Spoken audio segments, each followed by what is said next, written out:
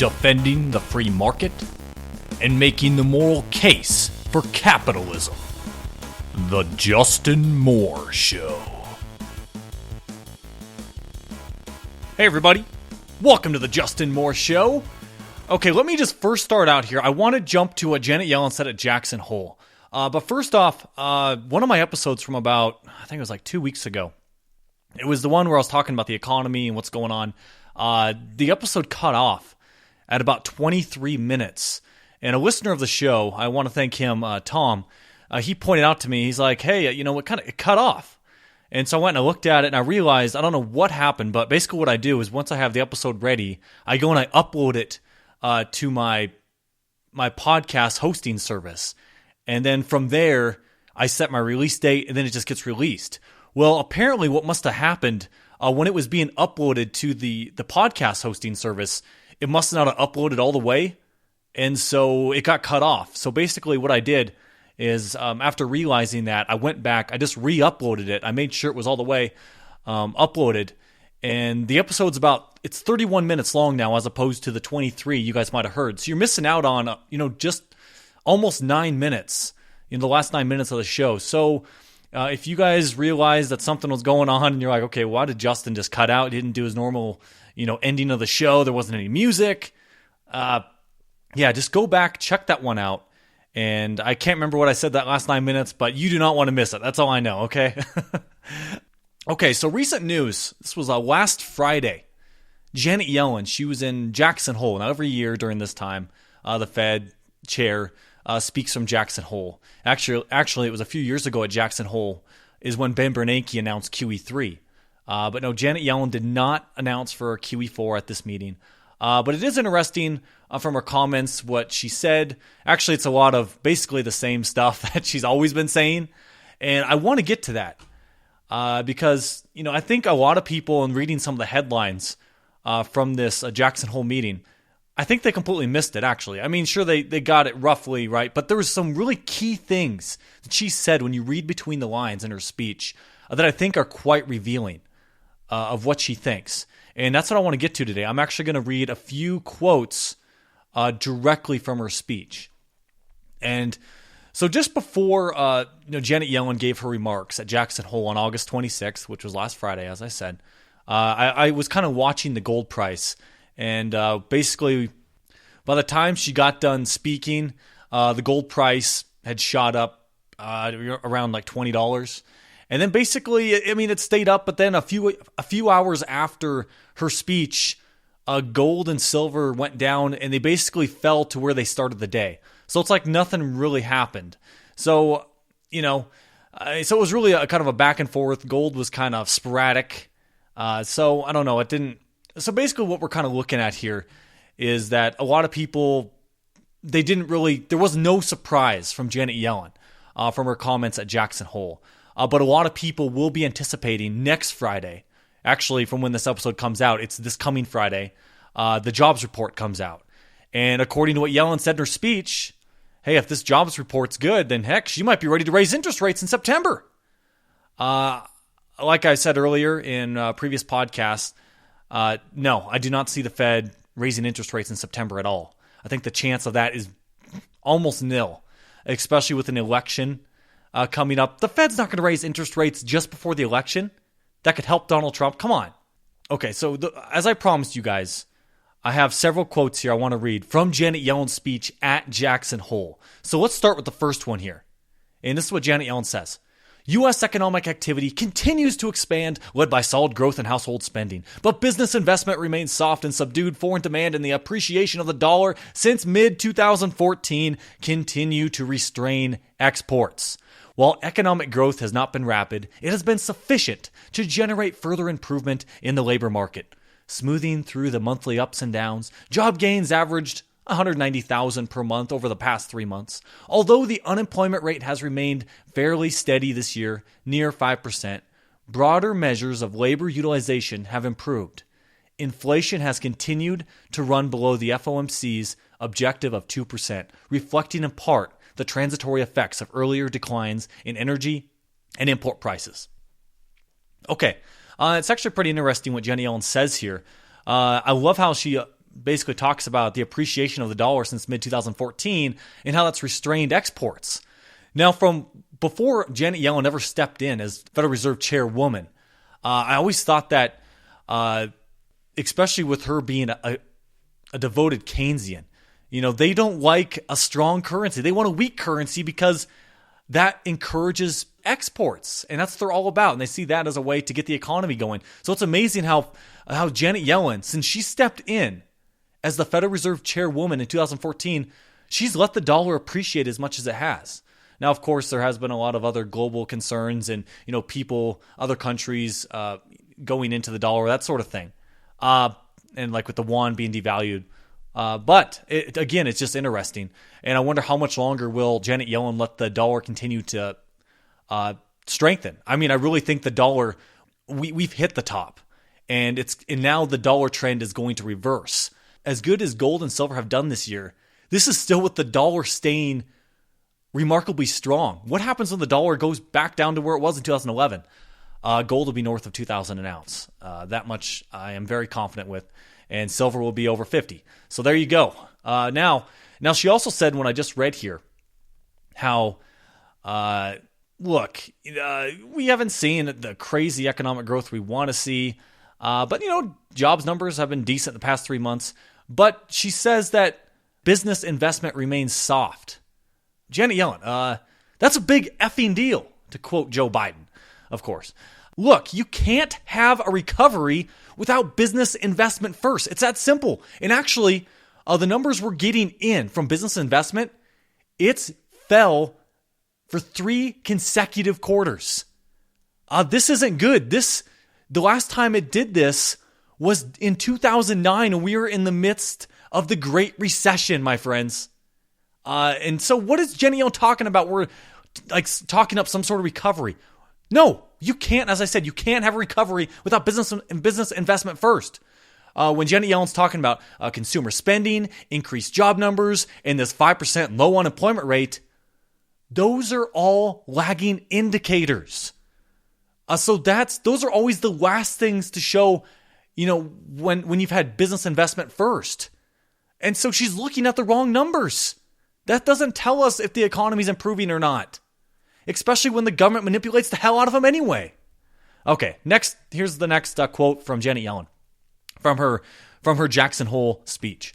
Looking ahead, the FOMC expects moderate growth in real gross domestic product, additional strengthening in the labor market, and inflation rising to 2% over the next few years. Based on this economic outlook, the FOMC continues to anticipate that gradual increases in the federal funds rate will be appropriate over time to achieve and sustain employment and inflation near our statutory objectives. Indeed, in light of the continued solid performance of the labor market and our outlook for economic activity and inflation, I believe the case for an increase in the federal funds rate has strengthened in recent months. Of course, our decisions always depend on the degree to which incoming data continues to confirm the committee's outlook.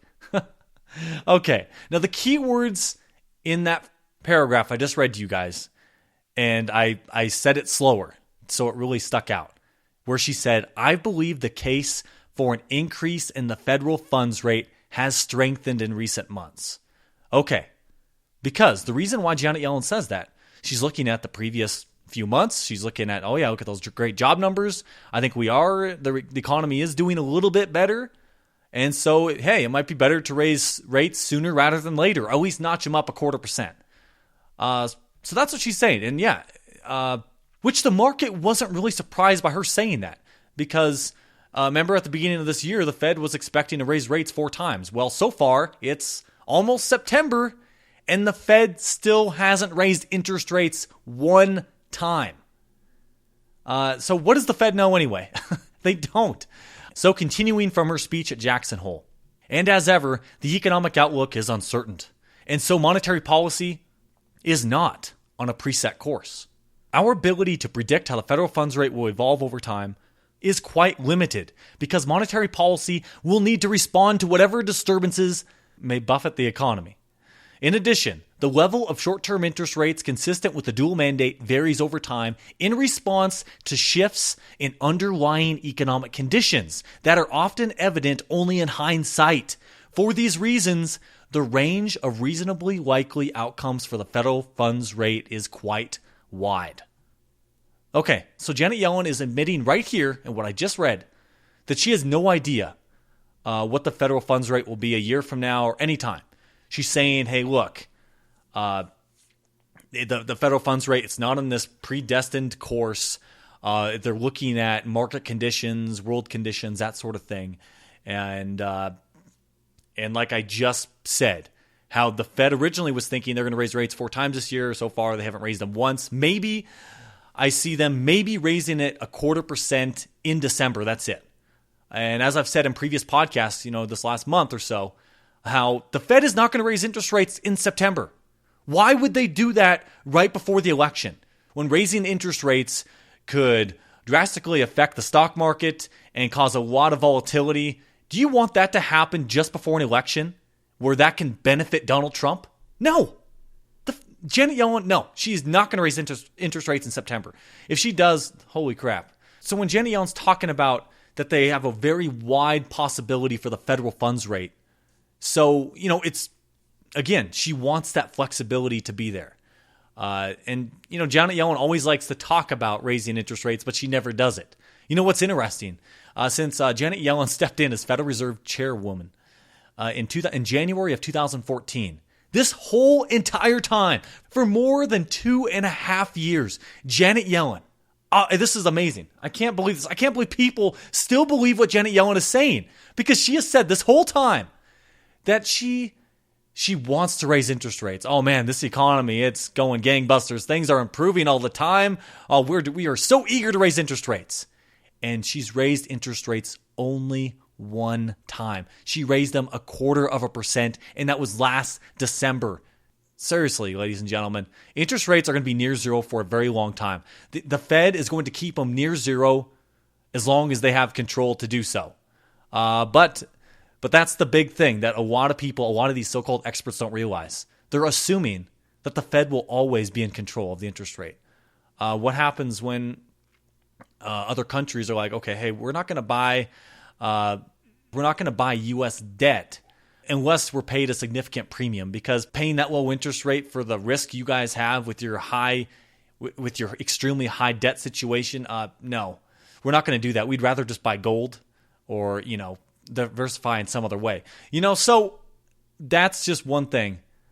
So when that does happen, when the Fed no longer can really control the federal funds rate, we're in big trouble. Very big trouble. Okay, now this quote I'm about to read from Janet Yellen from her speech. Basically what she's been talking about up to this point, because I kind of skipped a lot.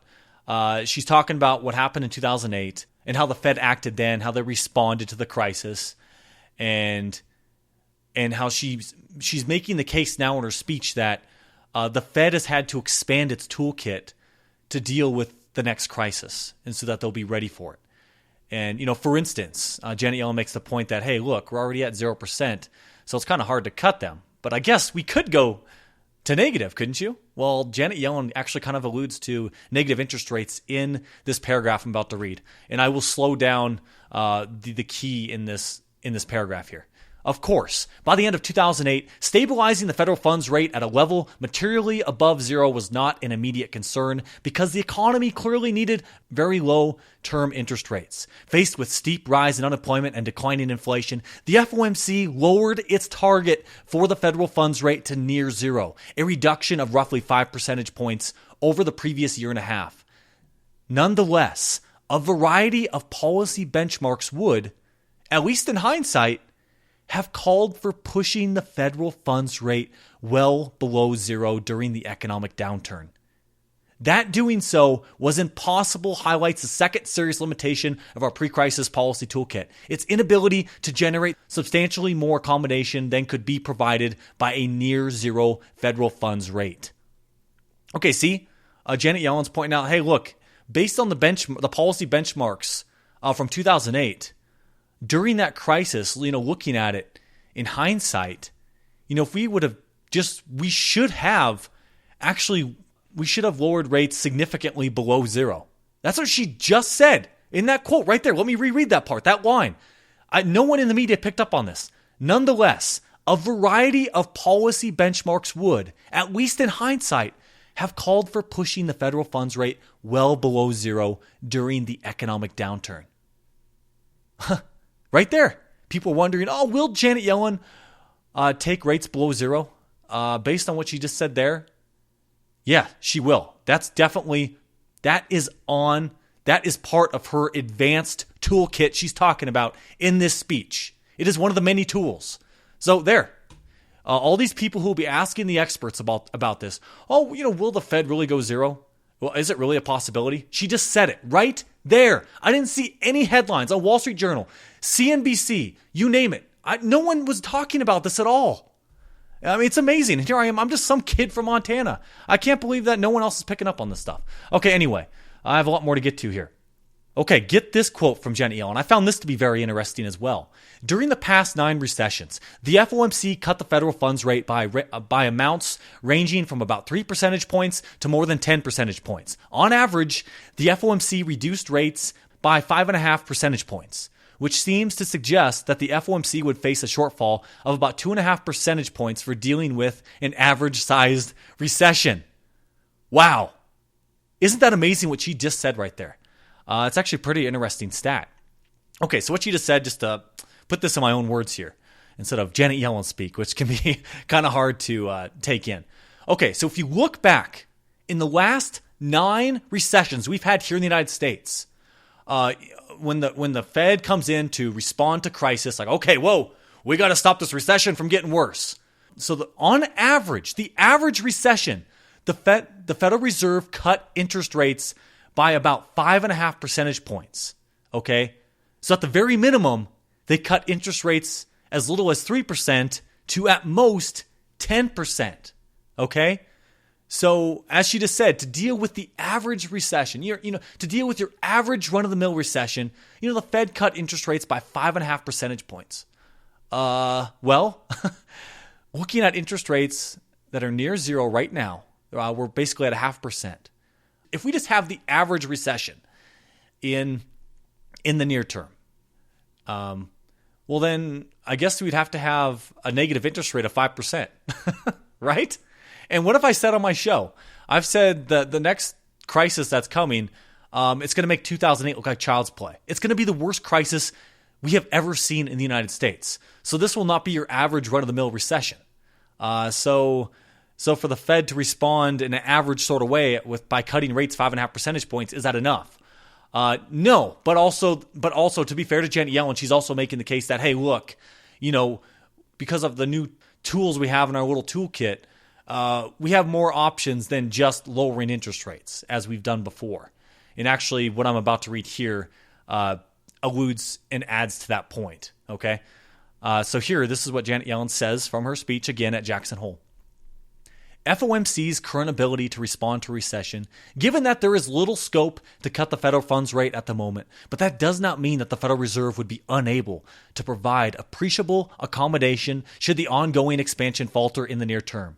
In addition to taking the federal funds rate down to nearly zero, the FOMC could resume asset purchases and announce its intentions to keep the federal funds rate at this level until conditions had improved markedly. Although with long-term interest rates already quite low, the net stimulus that would result might be somewhat reduced. Okay, what's the key phrase in what I just read right there? The FOMC could resume asset purchases. What is she saying right there? This would mean QE4, my friends. More money printing. This is what Janet Yellen's calling for. Okay, we could lower interest rates back down to zero. Well, hell, we're only at 0.5% right now, so that's not much of a move. So she's opening up the possibility to negative interest rates and QE4. Holy crap, my friends. This is why. Actually, heck, I don't even know if I've said this on my show. I think I have. I guess I can't even really remember. What I truly believe, people always ask, there's always been the Austrians talking about hyperinflation and here comes the next crisis. We're always on the verge of crisis. Well, from my point of view, I think looking around the world and how we've seen negative interest rates, okay? $13 trillion in government-denominated debt yields a negative interest rate, okay? $13 trillion worth. Almost 1/3 of government bonds out there have a negative yield. That is insane. And from my perspective, I think negative interest rates are the end game. If you have negative interest rates here in the United States, and at the same time, you're printing money like there's no tomorrow. We have QE4. From my perspective, I think that sets the grounds for hyperinflation. I really think seriously, we are there. Negative interest rates show how desperate governments are right now to stimulate economies, to stimulate aggregate demand. So from my perspective, that's why I see, and that's why I'm so confident we are in the end game. And that's why I'm so confident owning gold and silver right now. Because here's what I think the choice comes down to. Okay, yeah. And here's another question people ask. Well, yeah, Justin, but yeah, negative interest rates. I mean, look how long they've had this game go on. They could just continue on the same sort of game with negative interest rates, just keep pushing them more and more negative. Yes, but that game will last until people realize, wait a minute, should I buy a bond, a government bond out 10, 20, 50 years and I'm walking in a loss? Or should I buy gold? Something that, people have criticized for years. Gold, it doesn't have a yield. Wait, doesn't that show you guys how silly that argument is now? Where people are saying, yeah, gold doesn't have a yield, but here they are buying government bonds with a negative yield. Isn't that worse than having no yield at all? Okay, yeah, that's true. Gold doesn't really give us an interest rate. However, you can get capital gains from it. You can protect your purchasing power from it. So I really think the game ends when people make the choice and are like, hey, I think I would rather own gold and silver, precious metals, than buy a negative yielding asset. That's where I think the game ends, right there. It's that simple. And I don't even hear the experts saying that, but eventually they'll come around. But anyway, it's seriously amazing the world that we live in today. And so what I have just done in this episode, where I read directly from Janet Yellen, I told you guys in this episode what no one else is talking about. Nobody out there is talking about this stuff. I'm serious. When I went after Janet Yellen's speech, I never listened to her speech. What I did is I went to the Federal Reserve's website and I just read the entire speech. But I also, when I typed in Janet Yellen at Jackson Hole, I was getting headlines that pop up. And I clicked on a few just to see, okay, what did people gather? What did the mainstream media gather from Janet Yellen at Jackson Hole? Well, here are two instances of headlines I came across. Okay, here's one from CNBC. Here's the headline. Yellen, case for raising rates has strengthened in recent months. And here's the headline from CNN Money. Janet Yellen says Fed rate hikes odds have strengthened. Okay, yeah. Those two headlines do sum up. That is one key part of the speech where she says that the odds have strengthened.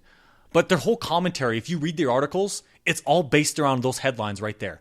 Okay, yeah, Janet Yellen's thinking that the odds of interest rate hikes has increased from where she was last month. But that's all they gathered from her speech. But from what I just pointed out, reading several paragraphs from her speech, that there was so much more in between the lines in her speech. And so I hope you guys got a lot out of this episode. I was really digging deep here. And, if you guys like this show here, please make sure you share this episode with your friends and family. They need to know what's really going on. Because look, sites like CNN Money, CNBC, those are places that people go to for quote unquote, they want to find out what's going on in the economy. But those sites are completely missing the boat. Actually, wait a second here, guys. I have one more paragraph here from Janet Yellen's speech, which I just found to be interesting. This was basically one of the last things she said at her Jackson Hole speech.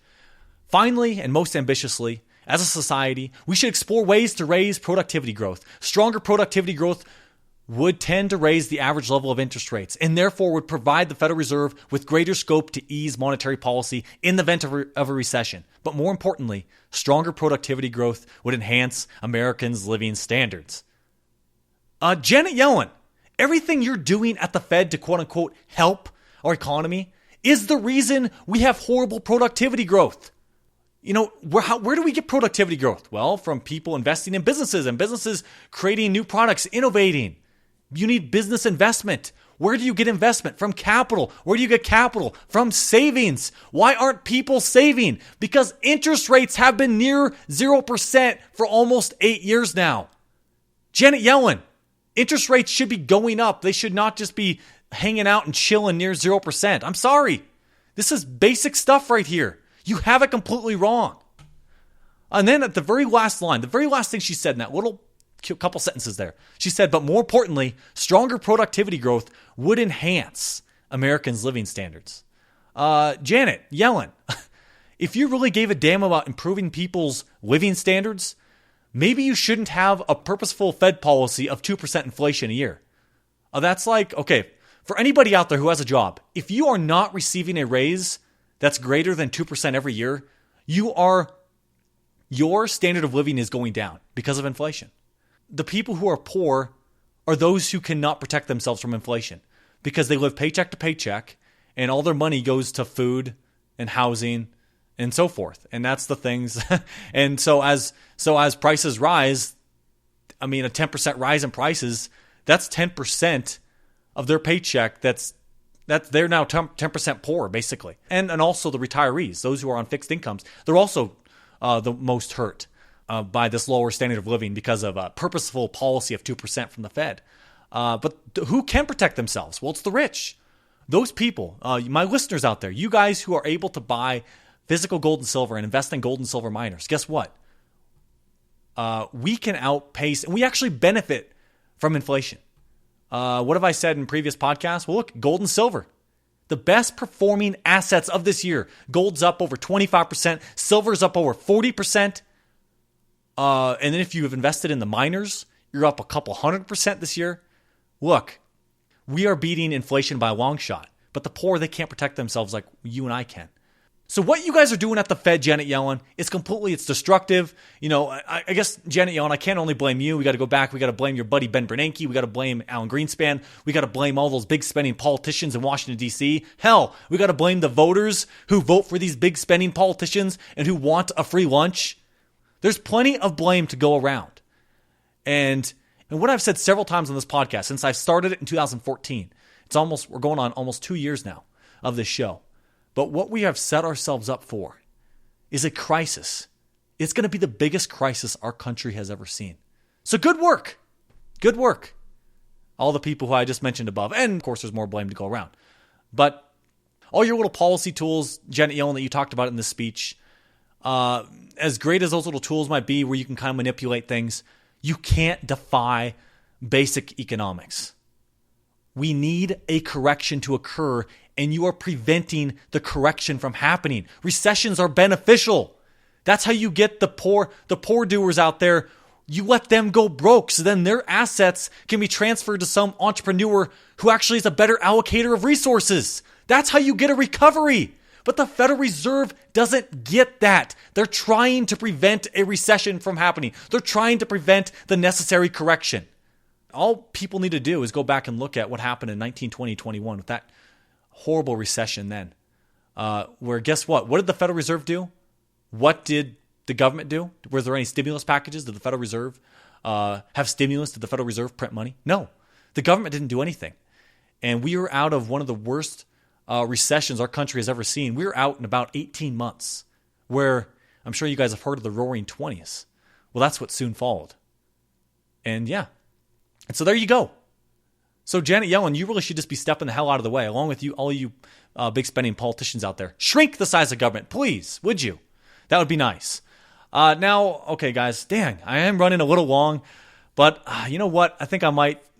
And actually, if you guys are new to my show, please go back. If you want to listen to older episodes, just go to my website, justinmooreshow.com, more spelled M-O-H-R, or you can listen right on iTunes, subscribe to me, Google Play Store, and you can find me all over the place. And I think this is about the 104th episode I've done, so there's plenty of episodes to go back. I cover a wide variety of topics. See, last week's episode I talked about insider trading and why it should be legal. So I talk about all sorts of provocative stuff here on the Justin Moore Show. And actually, I was telling you guys last episode that I gave the best man speech at my brother's wedding on August 13th. So you know what? Let me just play that speech right here. And before I actually play it here, I need to make one small comment, one small disclaimer here. My listeners from Canada, Please, guys, do not be offended from what you're about to hear during my speech. I kind of poke a little fun. But it's all made in good fun, guys. It's a joke, okay? So, hell, I like you guys from Canada. You guys are great. So, with that said, please enjoy my speech from my brother's wedding. Let's play it. All right, everybody. So, I have two stories I want to tell. And actually, I was a little bit surprised when Ryan asked me to give the best man speech. Well, to be the best man. I thought for sure it might be Scott. Because Ryan and Scott, they're like two peas in a pod. They're always hanging out together. But anyway, so here I am. So, story number one. We go back 3 years ago, almost to the day. It was, August 13th. Well, I guess today's August 13th. But yeah, 3 years ago, August 17th, there was a wedding. Which a lot of you out there today were probably there. Is Lane and Leah Dirks? Yes.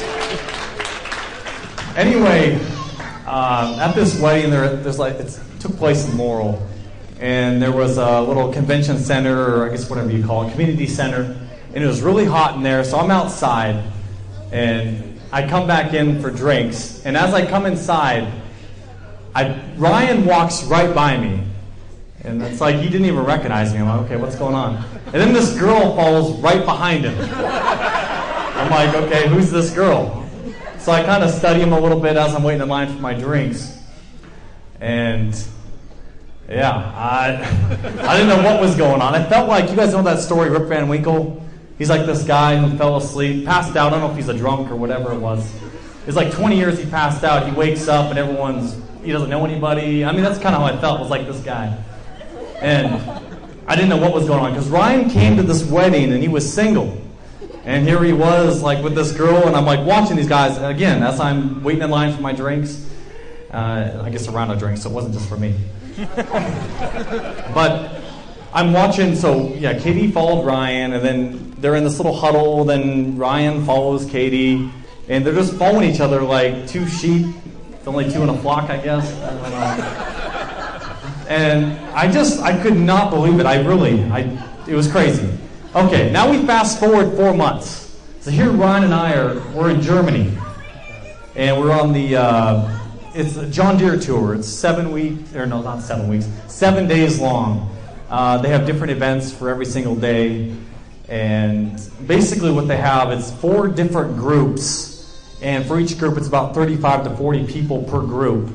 And it's basically enough to fit in a charter bus. So Ron and I were part of the Nebraska group. So basically everyone is from Nebraska, and except for us two, essentially. So we're from Montana. The year before, when my mom and dad went, there was a bunch of Montana people who went. But yeah, it's just Ryan and I. So it's the last day of the tour. And here we are. We're in the hotel lobby in, I guess, our hotel. Yeah, makes sense. And here we we're drinking with this guy from Canada. Now, we actually met this guy when we arrived at the Frankfurt airport before the tour started. It was a bunch of him and his little Canadian buddies. They were part of the group. They're basically from this giant dairy farm. And I don't know, we really hit it off with them. I guess they're about our age. Everyone else is about my mom and dad's age, sort of a little bit out of our league.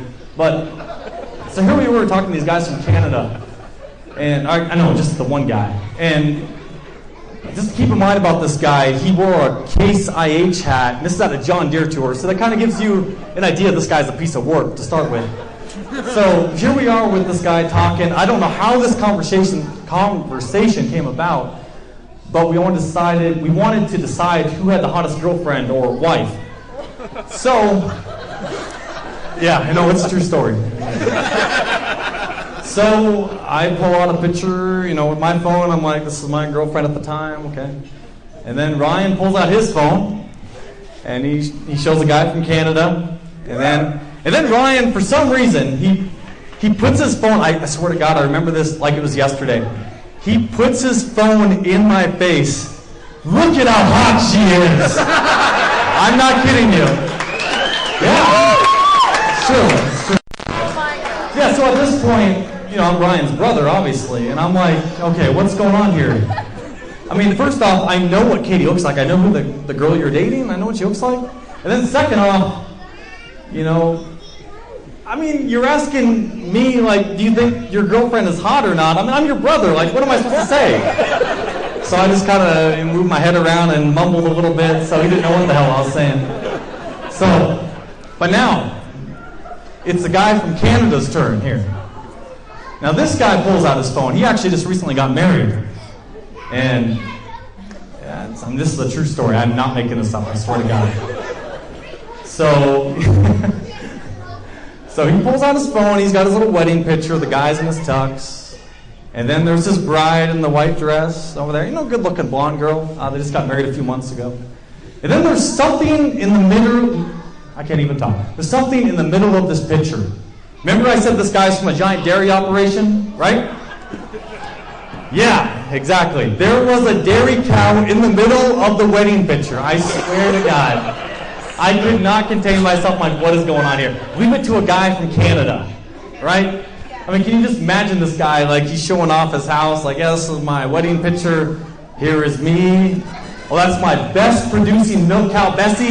Oh, yeah, that's my wife over there, too, yeah. So, to kind of conclude and wrap up here, yeah, I know, I'm going to wrap up eventually. So, obviously, I'm giving my non-expert opinion here. I do not have a that's a good movie, by the way. I do not have a wedding ring on my finger here, so give my advice for what it's worth, which is probably not very much. But we go back to that wedding 3 years ago, almost to the day by, I guess, 4 days. Yeah. And, you know, you look at Ryan and Katie. When I saw them at the wedding from afar, it's like, wow. I mean, how you guys literally looked like you were best friends forever. It was crazy. I could not believe that. You two were sticking together like, yeah. Like, you know that movie Milo and Otis, the dog and the cat? Yeah, you looked like that. Yeah, you guys know what I'm talking about, yeah. And then, yeah, that was, from what I can judge, that's called chemistry, right? Chemistry, yeah. And then we go, and actually, Katie, this is good for you to know. You know, when we were in Germany, here's Ryan thousands of miles away, across the pond. And here he is, he's showing you off. You know, look at how hot she is. You know, he is proud as heck of the girl he's with. And you guys, seriously, you guys were made for each other. And actually, you know, I forgot at the start of my speech I was supposed to say, which I guess is kind of off the cuff anyway. You guys probably met when Ryan was probably 7 years old, I would guess. Because going to the Bernhardt graduations, you know, growing up, the high school graduations. So Ryan probably met Katie back then. But of course, Katie had cooties, so it wouldn't have worked out. That's why it didn't work out. But it worked out this way for a reason. So, to conclude, you guys were made for each other, and you guys, what you have going on is amazing. I am taking notes, even though I am the older brother here. And Ryan, Katie, I'm so happy for you guys. You're going to have an amazing life together. For every year that goes on, you're going to keep getting more and more love for each other. And to that, we raise our glasses up to Katie and Ryan and Katie, however you want to say it. Yes, here we are. Very nice. Okay, guys, yes, I hope you enjoyed the speech. I thank you guys all for being here. I will talk with all you guys next week, and I'm looking forward to it. This is Justin Moore, signing off.